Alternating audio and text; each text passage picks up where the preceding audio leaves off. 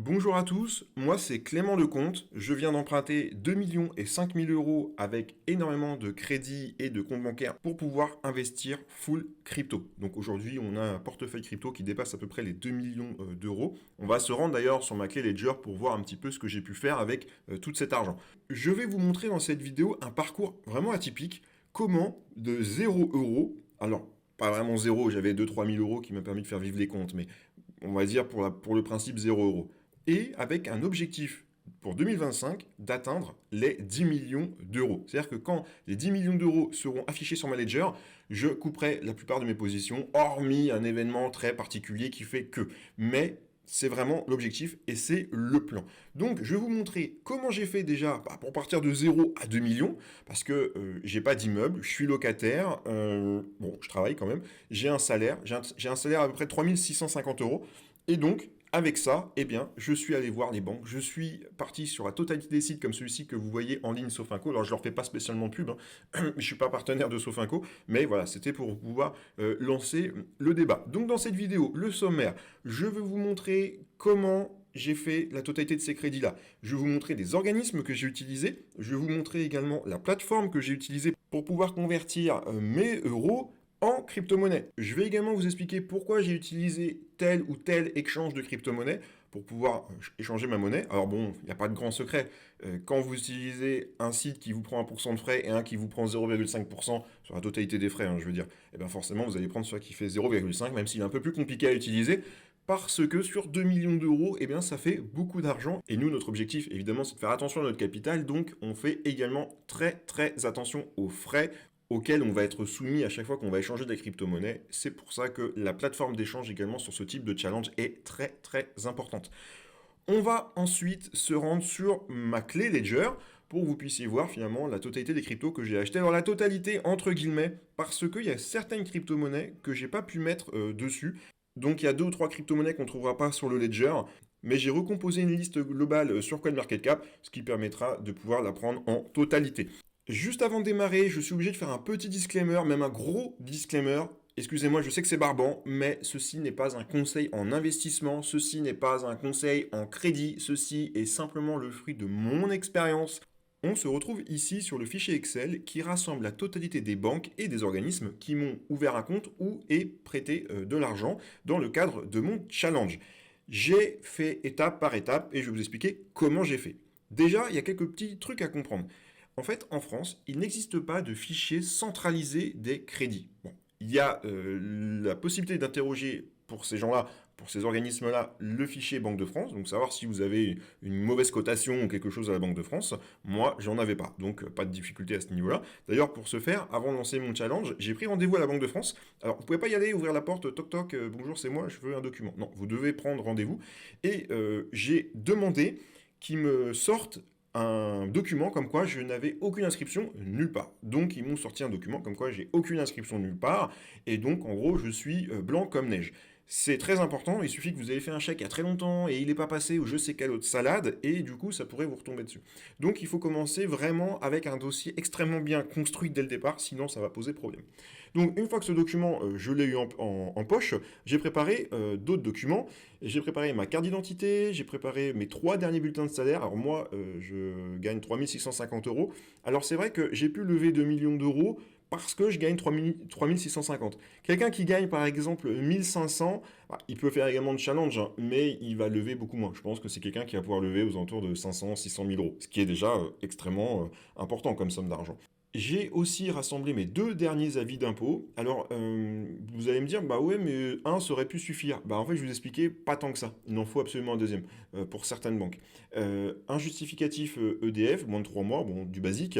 RIB, banque française et physique. Alors ça, c'est surtout pour les organismes en ligne, pour leur faire un crédit. Si vous donnez un RIB N26 pour recevoir un crédit, ils vont refuser. En fait, ils veulent absolument un établissement bancaire en France et physique. Ils ont du mal également avec les comptes bancaires en ligne. Il a fallu également joindre les 3 derniers relevés de compte. J'ai également créé une ligne téléphonique dédiée pour mes crédits parce que je me suis douté que j'allais avoir énormément d'appels et qu'il fallait pas les louper. Et franchement, je vous conseille de faire la même chose. Si vous rentrez dans un challenge similaire, il faut une ligne de téléphone dédiée parce que vous allez recevoir des tas d'appels, vous n'êtes pas prêt.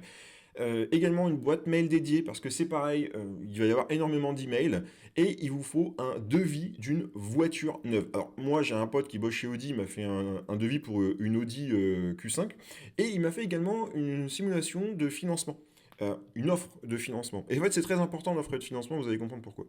Vous prenez donc rendez-vous dans toutes ces banques-là.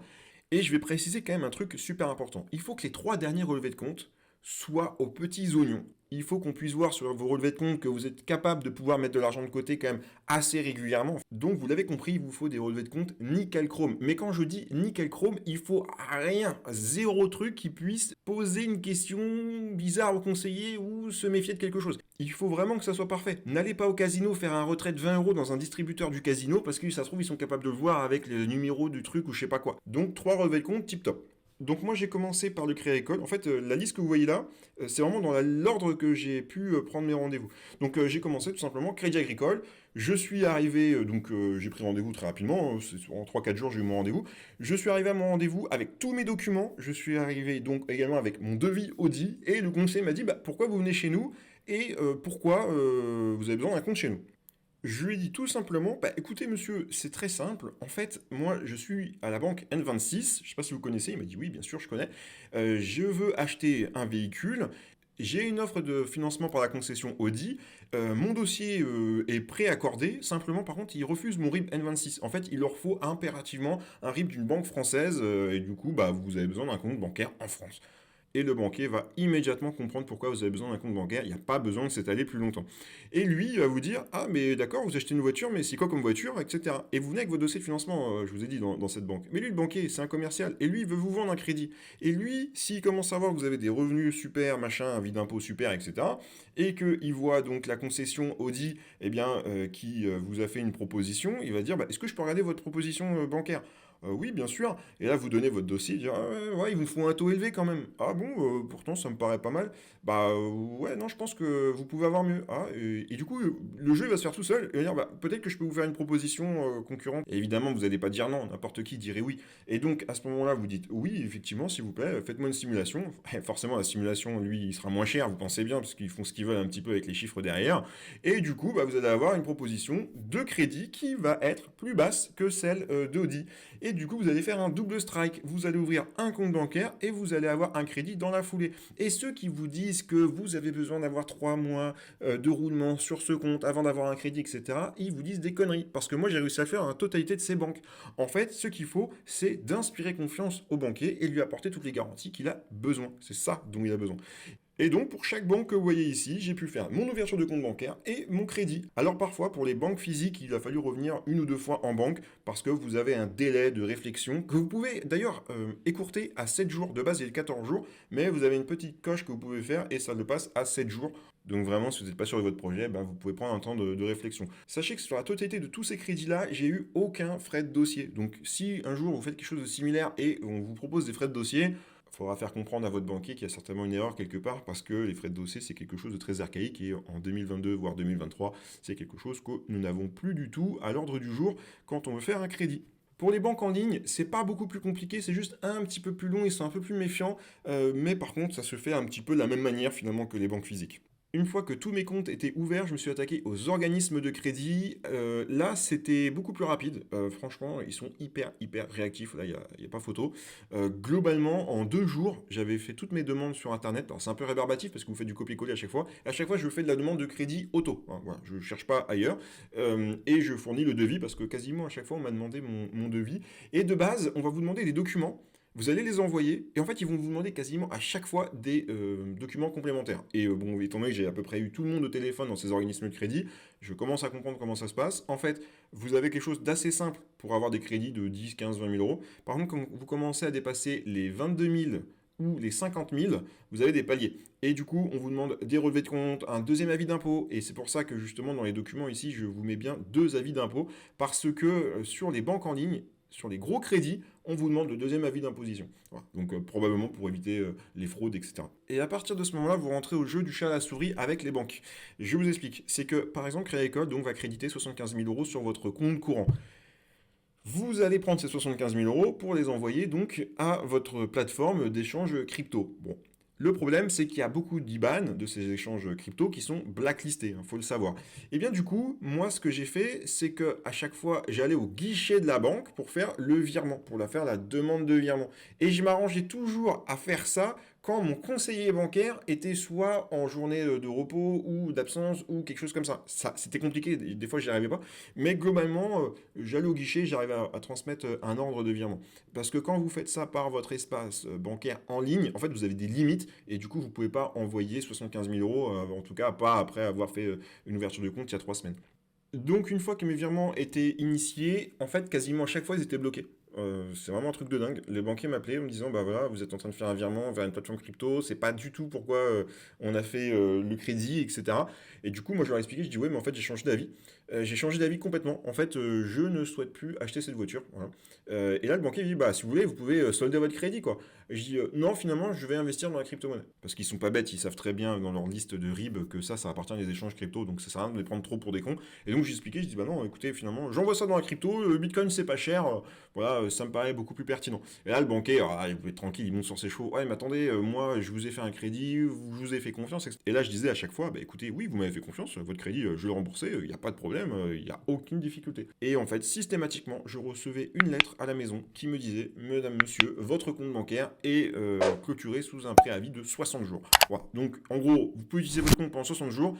Après 60 jours, pas plus avec vous, c'est fini. Voilà. Bon, très bien. Et du coup, à chaque fois, je rappelle le banquier, je dis, ok, très bien, vous me fermez mon compte. Par contre, comment je fais pour continuer à payer mon crédit? Et du coup, bah, le banquier, c'est très simple, hein. Il me répondait en me disant, bah, vous allez me donner un RIB d'un compte où je peux vous prélever et on prélèvera la somme du crédit que vous nous devez directement sur ce compte. Point à la ligne.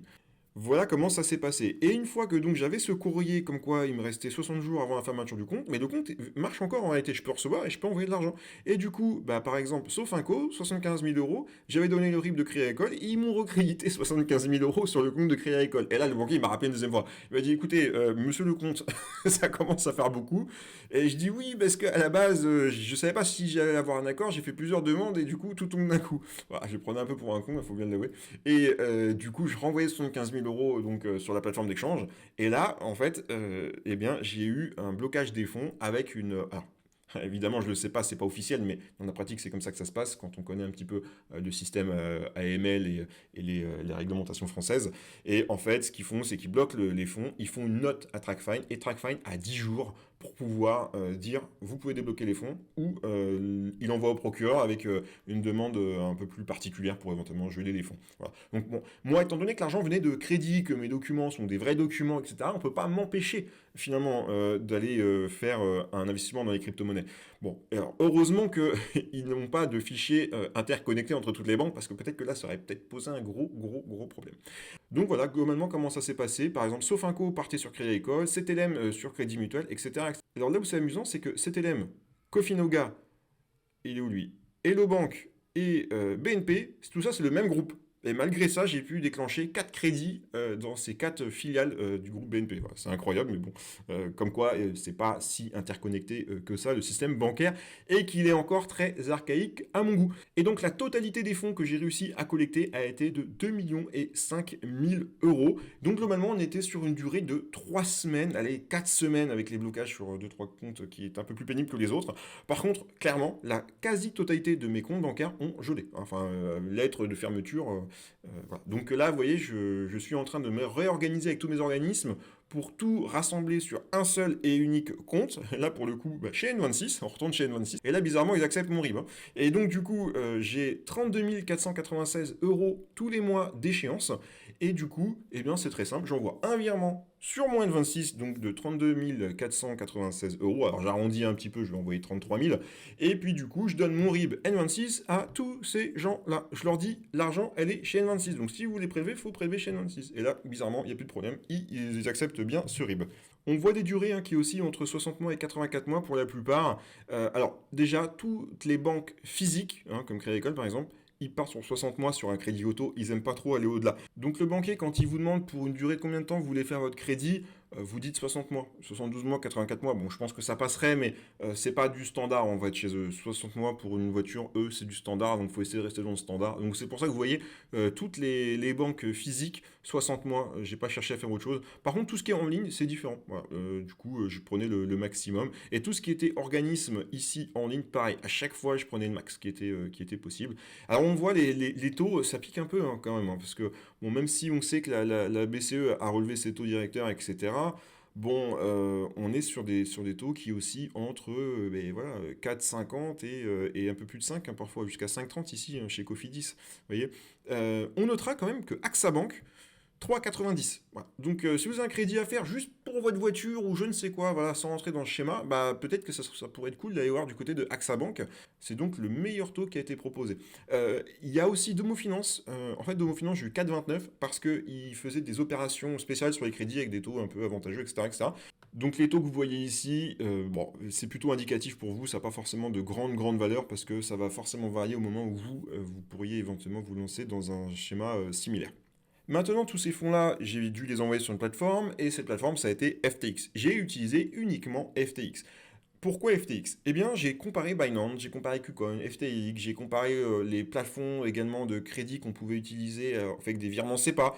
J'ai regardé également crypto.com. Enfin, bref, j'ai regardé vraiment à peu près la totalité des géants et du secteur. Et j'ai regardé les spreads, j'ai regardé les frais justement à chaque fois qu'il y a une transaction. J'ai regardé vraiment la totalité des éléments qui permettaient de savoir qui est vraiment le moins cher. FTX était globalement à équivalence avec Binance. Il se tire la bourre hein, quand même. Il se tire la bourre.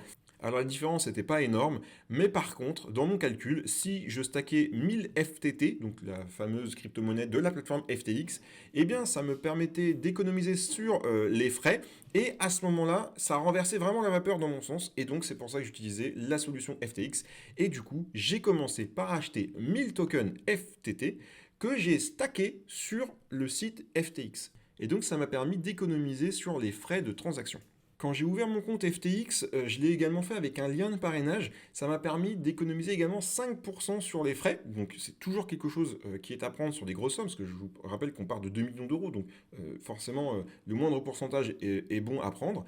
Et donc si vous aussi, à votre tour, vous souhaitez investir dans la crypto-monnaie, que ce soit une petite somme, une grosse somme, bah, je vous encourage à utiliser FTX. D'ailleurs, il y a un tutoriel sur la chaîne complet sur FTX. Je t'invite à aller regarder.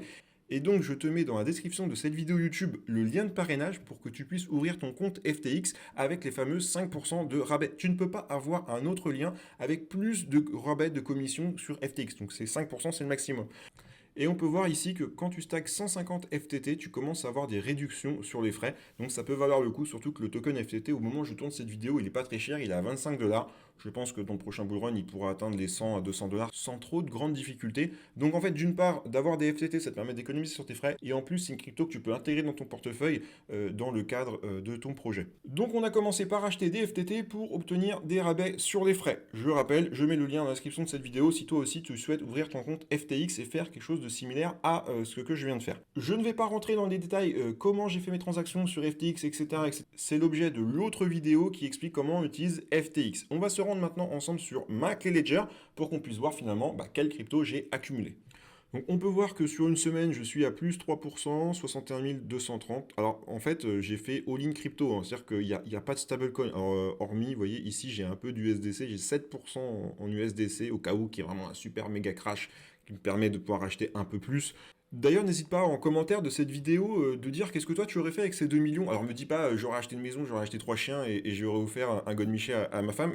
Dis-moi plutôt avec ces 2 millions d'euros, quelle crypto toi tu aurais acheté et quelle technique tu aurais utilisé. Est-ce que tu aurais fait all-in? Est-ce que tu aurais fait du DCA? C'est très intéressant de pouvoir voir un petit peu finalement le ressenti et le sentiment de marché qui est partagé par la communauté. Donc vous voyez, le Bitcoin est quasiment à fleur des 20 000 dollars. Donc le Bitcoin, j'en ai rentré pour 40% dans le portefeuille, donc 42,51 Bitcoin. Alors je voulais faire un arrondi à 50 Bitcoin, mais bon, je trouvais ça plus débile qu'autre chose. Ce que je voulais, c'était plutôt avoir des répartitions logiques. Donc 40% de Bitcoin. J'ai également de l'Ethereum. Alors l'Ethereum, il est à un prix quand même relativement intéressant, 1350 balles, c'est pas très cher. J'en ai 32%, 31,75. Les Lido stakés Ethereum, pour ceux qui ne connaissent pas, donc ce sont des Ethereum que j'ai échangés contre d'autres Ethereum. Ce sont des Ethereum dits stackés, et en fait, ils permettent d'avoir des rendements à hauteur à peu près de 5 5,2%. Alors ça varie toujours un petit peu, mais globalement, étant donné qu'on a 500 Ethers, enfin un petit peu plus, 501 là, eh bien ça permet finalement d'avoir un rendement sur capital. Donc pas uniquement d'avoir des cryptos inactives et dormantes. Le but est essayer de faire un peu vivre quand même le portefeuille sans avoir trop besoin d'y toucher. Ce qui veut dire que sur ce portefeuille, on va gagner à peu près 25 à 26 Ethereum annuellement, donc juste de récompense. Si tu veux avoir plus d'infos sur Ethereum, Lido, etc., n'hésite pas à le marquer dans les commentaires. Je pourrais peut-être faire une vidéo là-dessus, parce que c'est vrai que les gens ont déjà entendu parler de Lido, ils se demandent si c'est vraiment sécurisé, etc., etc., et je pourrais faire une vidéo pour vous expliquer tout ça. Donc l'USDC Coin, 150 000 dollars, donc qui sont en stand-by. Faut quand même noter que j'ai quasiment, allez, on arrondit 35 000 euros de remboursement de crédit par mois. Il se peut que, par exemple, là, pendant 3 mois d'affilée, ça va continuer à chuter. Je ne suis pas stupide. Je sais très bien que le bottom n'est peut-être pas fait sur Bitcoin. Mais en ayant du stablecoin, ça me permet de pouvoir payer mes échéances crédit sans avoir besoin de courir après de la liquidité pour pouvoir le faire. J'essaierai donc toujours d'avoir un minima 3 mois de finances en stablecoin pour pouvoir payer mes échéances. Et en fait, à chaque fois qu'il va y avoir une petite hausse, ne serait-ce 3-4% sur une crypto intéressante, eh bien, je vais en vendre un petit peu pour pouvoir payer à la fin du mois mes 35 000 dollars. Et je vais essayer de le répartir de manière uniforme sur la totalité de mon portefeuille. On a du Cosmos en portefeuille qui est très prometteur. Là, on est sur un rendement à 17% annuel, donc c'est quand même pas mal, sachant qu'on en a pour 87 000 dollars. On a du Solana donc en portefeuille, on en a 2000. Ultra UOS, qui est un projet très intéressant, qui a été mis en lumière par plusieurs youtubeurs de qualité sur internet. Je vous invite à aller voir leur contenu. Je fais partie des personnes qui pensent que Ultra UOS pourrait assez facilement dans le prochain bull run aller chercher les 5 dollars pour ne pas dire les 10. Ensuite, on a également Cardano. Cardano, lui, eh bien, j'en ai pris pour 100 000 tokens, pour 42 000 dollars. Ça me paraissait important de combler ce portefeuille avec du métaverse. J'en ai pas pris beaucoup, mais j'en ai pris quand même. Donc j'ai pris 50 000 sand et 50 000 mana pour un total de 42 et 34 000 dollars. Du Polkadot, parce que c'est un très très bon projet. Polkadot, pour moi, ça rejoint vraiment des projets d'infrastructure très très prometteurs. On est dans la même catégorie pour moi que du Cosmos, que du Solana, que du Cardano, voire même Ethereum, malgré évidemment la TVL qui n'est pas du tout comparable, mais on est sur des très très bons projets. D'autant plus que j'ai délégué des dots et du coup je gagne entre 1 et 2 dots par jour. Alors, pour l'instant, c'est vrai que ça vaut pas grand chose, ça vaut 6 dollars le dot, mais il est déjà monté à plus de 50 dollars. Donc on pourrait se dire qu'on pourrait gagner aux alentours de juste 100 dollars, 150 dollars par jour, juste quand le dot aura repris son ATH. Polygon. Ah, Polygon, très intéressant Polygon. Je me suis longtemps posé la question si j'allais en acheter. Alors j'en ai 25 000 dollars, j'en ai quasiment 30 000 en portefeuille. Je pense qu'effectivement Polygon va connaître un futur ATH assez intéressant dans le prochain bull run. Mais, il y a quand même un mais. Je pense qu'il y a un plafond de verre psychologique pour Polygon, car beaucoup de personnes pensent que Polygon va se retrouver confronté à un problème quand le sharding sur Ethereum va arriver. Malgré que le sharding va être déployé à un moment donné ou à un autre, que moi je l'espère, je pense que Polygon aura encore sa place dans un marché de niche complémentaire à Ethereum. Malgré les promesses de 100 000 transactions par seconde qui est avancée par Ethereum, il se peut quand même qu'on se retrouve avec des DEX décentralisés comme Uniswap actuellement qui se mettent à proposer du trading intensif sur les plateformes. Et croyez-moi, du trading intensif à la seconde, c'est un truc de dingue le nombre de transactions. Et il se peut que finalement Polygon, eh bien, joue une carte qu'on n'imagine pas à ce moment-là. Et donc, je pense que c'est à avoir en portefeuille. D'autant plus que Disney se déploie sur Polygon. Disney, c'est quand même un gros, gros géant. Ça me paraissait pertinent d'en avoir en portefeuille. On a également Link. Link, évidemment, faire le lien entre le monde réel et le monde de la blockchain, eh bien, ce sont des éléments très très importants pour le déploiement et l'évolution générale des blockchains. Et donc, évidemment, Link est principalement attaché avec Ethereum, me paraît une crypto-monnaie importante à avoir en portefeuille. On a le Dogecoin, c'est le seul shitcoin que j'ai, mais Dogecoin, c'est pas n'importe quel shitcoin quand même. Dogecoin, il a 10 ans à peu près, il a survécu à tous les crashs, il a fait que de monter, il est sur une tendance bullish de ouf. On l'a connu à quasiment 1 dollar durant le dernier bull run, là il est à 6 centimes, c'est-à-dire qu'on pourrait facilement passer sur un x10, x12. Ça serait dommage de ne pas en avoir en portefeuille, d'autant plus qu'au moment où je tourne cette vidéo, Elon Musk s'apprête à racheter Twitter. Il y a eu des SMS qui ont fuité avec son frère comme quoi il envisagerait de pouvoir facturer 0,1 Dogecoin à chaque tweet ou retweet qui va être fait donc sur Twitter afin de supprimer les bots. Euh, D'avoir un petit ticket sur Dogecoin, ça peut quand même être intéressant. Vous voyez, là j'en ai 200, allez, 230 000 Doge. Déjà, s'il revient à peu près à la TH qu'il y a eu en 2021, ça fait un x 10. Bon, bah déjà, ça ferait 140, 150 000 dollars. Bon, sachant que Bitcoin ne fera probablement pas un x 10 sur le prochain bull run. Ça permet de faire un petit peu de levier en restant quand même prudent sur les sommes qui ont été investies. Ensuite, on retrouve Elrond, EGLD, j'en ai 200 en portefeuille pour 11 000 dollars. EGLD, c'est une crypto-monnaie qui est ultra marketing et peut-être une des plus marketing du monde de la crypto-monnaie. Et c'est pour ça que je voulais en avoir. Et puis, faut bien l'avouer, ça marche bien, Elrond. Enfin, moi, j'ai jamais eu trop de problèmes avec Elrond. C'est un écosystème qui est en développement. Il y a pas mal de choses qui arrivent. Il y a pas mal de choses même très prometteurs. Donc, d'en avoir un petit peu en portefeuille, c'est pas mal. D'autant plus que l'ATH était aux alentours de 500 dollars. Là, il a 55 dollars. Bon, ça me paraissait cohérent d'en rentrer en portefeuille. Algorand, 34 centimes, j'en ai pris pour quasiment 11 000 dollars. Algorand est la blockchain qui a été choisie par la Fédération de football internationale. Bon, c'est pareil, le football, c'est pas quelque chose qu'on peut négliger. Un petit peu comme Chiliz d'ailleurs. Je m'étais posé la question entre Chiliz et Algorand. Vous voyez, pour le domaine du sport, j'ai choisi Algorand parce qu'il fallait faire un choix et il y a quelques autres éléments qui me plaisent beaucoup chez Algorand et à mon avis il y a beaucoup plus d'opportunités chez Algorand que chez Chiliz en termes de développement. Malgré qu'attention, Chiliz est un très bon projet et je vous dis j'ai hésité à le mettre dans mon portefeuille. On retrouve un petit peu encore d'Ethereum ici, là j'en ai 5 qui n'ont pas été swappés d'ailleurs en Ethereum de type stacké Lido. Et j'ai également du Loopring Coin. Loopring Coin c'est le concurrent de Polygon, c'est tout simplement un layer 2, donc exactement la même chose que Polygon. Pourquoi j'en ai choisi? Parce qu'il est dans le top 100, c'est un layer 2 qui est assez prometteur. J'ai mis un petit ticket dessus, vous voyez, on est à 5000 dollars, mais il se pourrait assez facilement que ce type de crypto-monnaie puisse faire un x20, x30 dans le prochain bull run, parce que ce sont des layer 2 très méconnus, et effectivement, les gens ne connaissent pas encore trop ce layer 2, et pourtant, il marche plutôt bien. Ce portefeuille ne contient aucun NFT, par contre, il y a quelques autres crypto-monnaies que j'ai achetées qui ne sont pas dans ce portefeuille, je vais vous montrer tout de suite.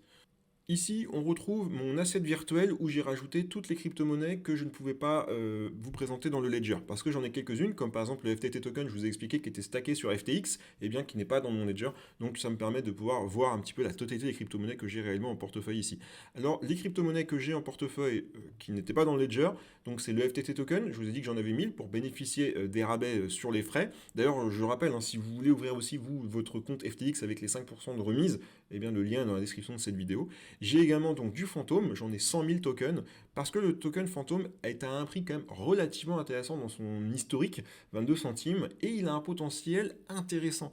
Dire que fantôme va couler au prochain bull run, j'y crois pas. Dire qu'il va faire x100, j'y crois pas non plus. Par contre, faire un x20, c'est quelque chose de tout à fait possible. Alors que lui, Bitcoin ne fera pas x20. Donc en fait, je manage une partie de mon risque avec des crypto-monnaies un peu plus petites, mais quand même avec des gros fondamentaux, parce que c'est quand même un layer 1 qui fonctionne bien, pour aller chercher du rendement un peu plus poussé que du Ethereum et donc du Bitcoin. J'ai également du AVAX, parce que AVAX pour moi c'est également dans le même niveau que du Polkadot, du Cardano et du Solana. Donc là, on a 1000 AVAX également en portefeuille. Voilà pour la totalité de mes cryptos que j'ai pu acheter avec ces différents crédits. À présent, je vais vous donner ma stratégie long terme que j'appliquerai sur ce portefeuille avec des targets. D'ailleurs, si vous aussi vous avez une stratégie établie, n'hésitez pas à la proposer dans les commentaires donc, de cette vidéo. Et la stratégie qui me paraîtra la plus élaborée, la mieux pensée, je l'épinglerai en haut des commentaires, qui permettra de pouvoir avoir une vision un peu plus élargie pour les autres téléspectateurs qui vont regarder cette vidéo. Globalement, on voit un marché haussier, malgré un retracement effectivement relativement important du pic des 70 000 dollars à 18 500. Si on passe sur la bourse traditionnelle, on a à peu près la même chose. On est sur une tendance haussière. Alors, on peut se dire, on a du moins la légitimité de penser qu'il y a une corrélation. La corrélation est une cause à effet. Il ne faut pas se dire que parce que le S&P 500, donc les 500 plus grosses capitalisations des États-Unis, quand elles baissent, font forcément baisser le Bitcoin. C'est corrélé. Non, ce n'est pas corrélé. C'est évidemment induit. Il y a forcément de la cause à effet, mais ce n'est pas forcément corrélé. Et ça, il y a beaucoup de personnes qui ne font pas la distinction entre les deux. Je vais vous donner un exemple relativement concret. Quand par exemple le S&P 500 s'est cassé la figure aux alentours des 3900 points pour aller chercher sa MA200 ici à 3585 points, eh bien, le Bitcoin n'a pas forcément bougé. Il a stagné en réalité. Il a même surperformé le S&P 500. Donc, comme quoi, il y a des causes à effet, effectivement, qui peuvent être impliquées par la macroéconomie. Par exemple, quand la Fed dit je monte les taux d'intérêt, qu'est-ce qui se passe? Eh bien, on a le DXY, c'est tout simplement la puissance du dollar par rapport à un panier de devises. Eh bien, la valeur du dollar, elle augmente, si vous voulez. Le dollar est beaucoup plus fort. Mais à partir du moment que le dollar est beaucoup plus fort parce que la Fed augmente ses taux, et bien du coup, étant donné que le S&P 500 il est libellé contre le dollar, que le Bitcoin est libellé contre le dollar, que par exemple Tesla est libellé contre le dollar, et bien forcément, eh bien le titre perd contre le dollar parce que la Fed a augmenté ses taux et donc du coup rend un dollar beaucoup plus fort. C'est pour ça qu'on a quelque chose qui semble être corrélé, mais en fait c'est pas corrélé. C'est tout simplement parce qu'on a une cause à effet qui est déployée par de la macroéconomie. Vous voyez, il ne faut pas rentrer dans le piège. Le piège entre les deux est très mince, je vous l'accorde, mais il y a pourtant une grande différence. Alors mon objectif long terme, en fait, il est très simple. Alors, les lignes bleues que vous voyez ici, ce sont les échéances du halving. Donc le prochain halving va être globalement en mai 2024. Alors ça va bouger un petit peu, ça faudrait que je le réajuste, mais on est globalement dans cette zone-là. Et en fin de compte, je suis parti d'une statistique relativement simpliste, mais qui me permet d'avoir une target. Parce qu'il faut avoir un plan. Vous ne pouvez pas partir avec 2 millions d'euros, les mains dans les poches et dire on verra. Bon, non, en tout cas, ce n'était pas ma stratégie. J'ai regardé la totalité des différents bull runs, je les ai analysés dans les hausses, les retracements, les pourcentages, etc. J'ai fait énormément de calculs, donc je ne vais pas vous bourrer la tête avec ça. Mais, il y a quand même quelque chose qui ressort, c'est que la zone entre 90 000 dollars et 131 000 dollars est pour moi la cible théorique du prochain bull run. Je dis bien théorique, parce que si on a M. Poutine qui nous fait péter une bombe nucléaire un petit peu avant, un petit peu après le halving, on n'ira évidemment jamais chercher cette target. Hein. Là, je parle d'un monde normal, classique, il y a des crashs, il y a des hausses, il y a des hausses de taux, il y a des baisses de taux, mais il n'y a pas de bombe nucléaire dans l'équation. Hein. Celui aujourd'hui qui est capable de prédire une bombe nucléaire, eh bien, écoute, moi ce que je te propose, c'est que tu commences à ouvrir une société maintenant de construction de bunkers, tu les construis et puis tu les loueras contre de l'or physique quand la bombe éclatera. Je ne rentre pas dans ce schéma-là, mais c'est vrai qu'il ne faut pas exclure la totalité de ces possibilités-là. Je vous rappelle que pendant la guerre froide, on a failli passer à côté de ça. On pensait évidemment que les armes nucléaires, les attaques nucléaires, etc., c'était quelque chose de révolu. On voit qu'on n'en est quand même pas si loin. Alors, moi, ce que j'ai envie de vous dire, c'est que s'il y a une attaque nucléaire, ben, ça sera très triste pour la planète, très bien. Mais par contre, rembourser mon crédit CTLM, ça sera le dernier des problèmes, à mon avis, que je vais avoir. Donc, moi, dans mon schéma, il n'y a pas d'attaque nucléaire. Du moins je l'espère. Et s'il y a une attaque nucléaire, les organismes de crédit iront se faire voir chez les Grecs de toute façon. Hein. Je ne serai pas le seul à être en défaut de paiement.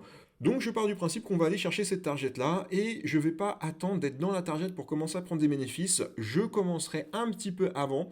Donc une fois qu'on aura approché l'ancien ATH aux alentours des 70 000 dollars, eh bien je vais commencer à prendre des bénéfices et qui seront relativement serrés, qui seront répétés jusqu'à atteindre donc la boîte verte ici.